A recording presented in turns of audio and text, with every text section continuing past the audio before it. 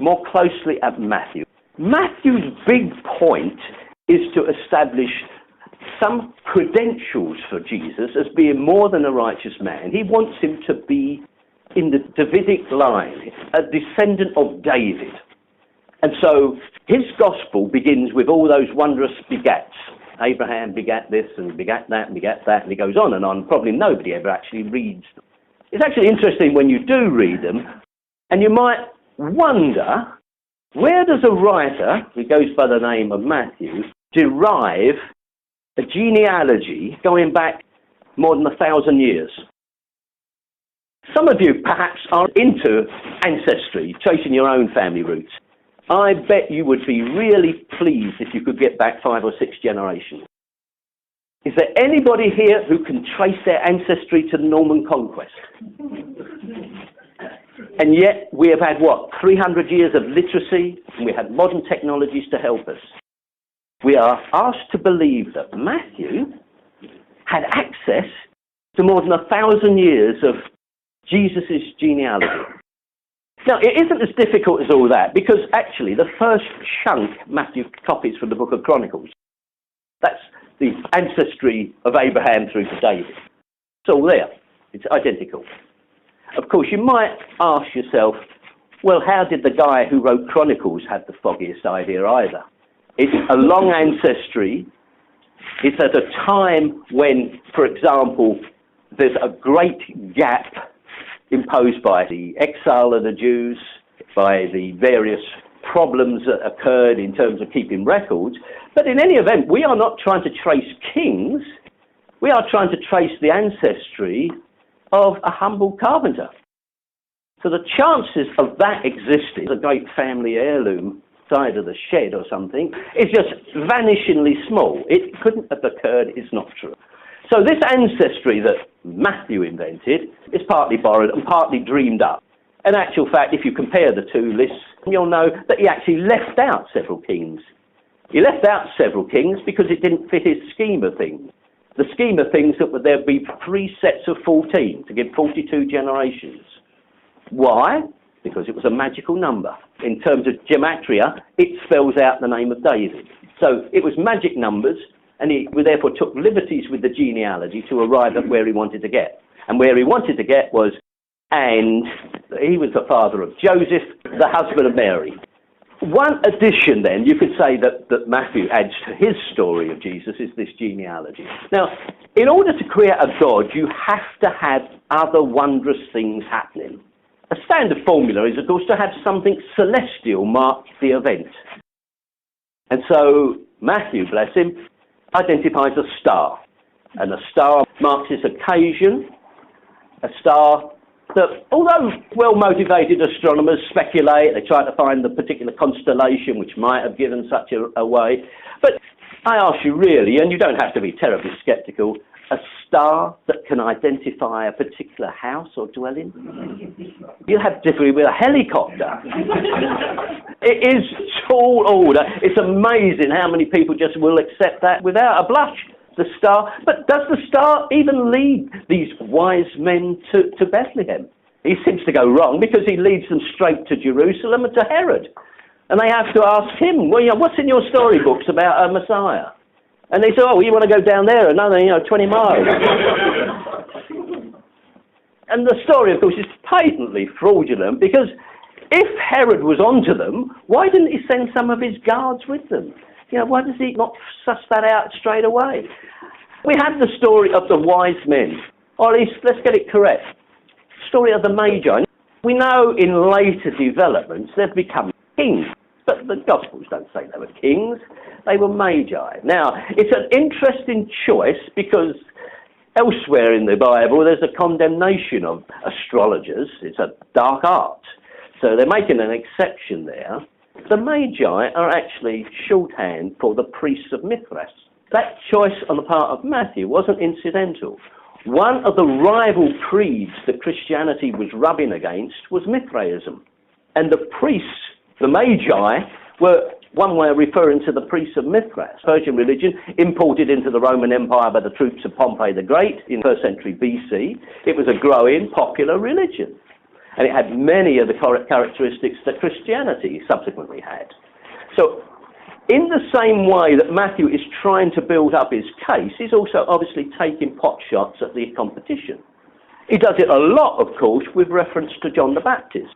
John the Baptist falls over himself to give way to Jesus. He can't get out of the scene quick enough. He's not good enough to tie up Jesus' bootlaces. He declares, in fact the only thing he declares is that one greater than himself will come. The whole role of John the Baptist is simply to make way for Jesus. What is really happening is the early Christian movement faced a fierce competition from a group following the real John the Baptist and a baptism movement.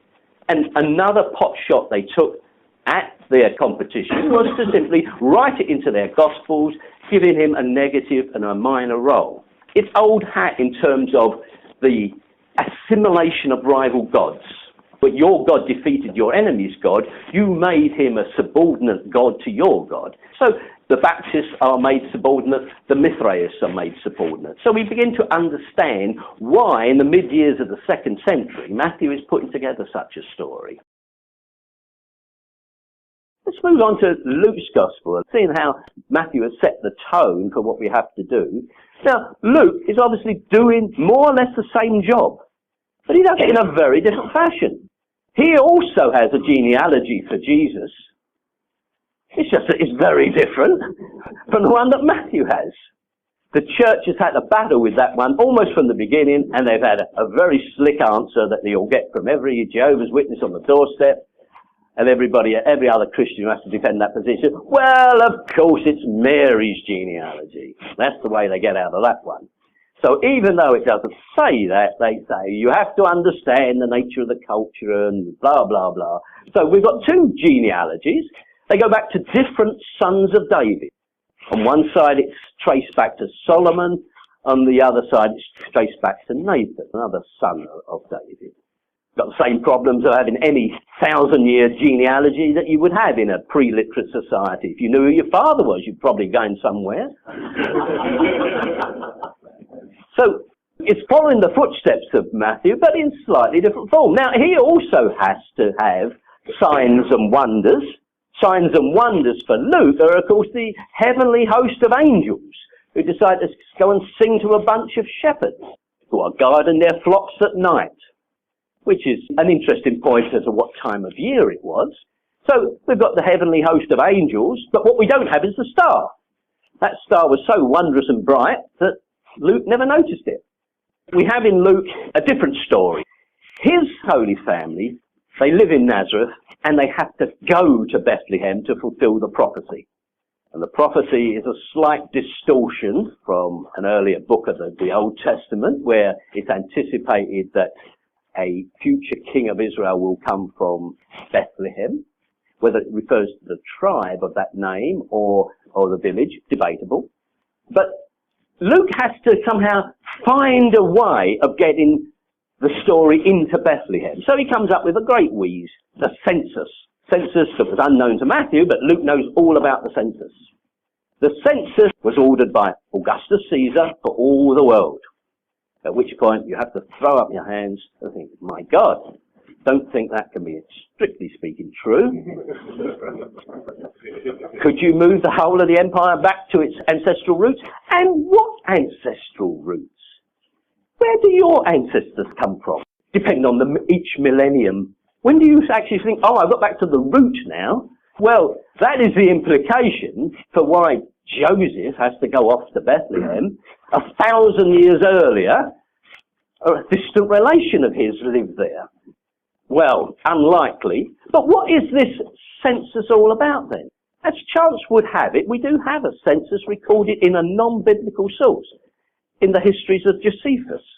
Josephus, the Jewish historian who was writing towards the end of the 1st century, writes about a census that was held in Judea when Herod the great son Archelaus was exiled, and they took over the province and made it a Roman province. And so they had a good reason for conducting a census within the province of Judea. And we know that that was in the year 6 AD, which throws down a terrible problem for dating of Jesus. Because was he born during the time of Herod the Great, which Matthew says, and even Luke himself says? Or was he born at the time of the census? Herod the Great died in 4 BC, the census was in 6 AD.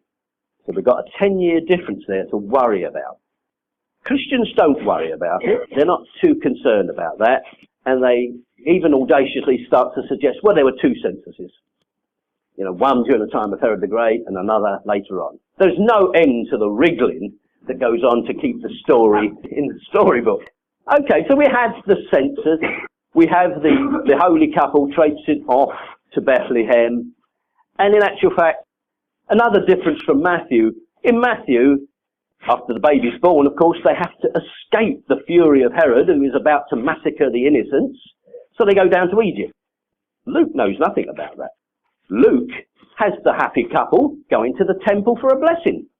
Prophets in the temple tell them that they're truly honoured, that now he can die happily, says this old prophet, he can die happily, he's seen the coming Lord. And they go home to Nazareth. Whereas in Matthew's earlier version, they had gone off to Egypt and had to wait for the death of Herod before they could return. And they couldn't even return to their hometown of Bethlehem. They had to go to Nazareth then to escape the son of Herod. So they went to live in the area ruled by another son of Herod. Obviously, it must have been the good son. So the stories differ from each other out of all measure. They are different stories. That is why not just skeptics like myself, but nearly every historian rejects them as non-historical.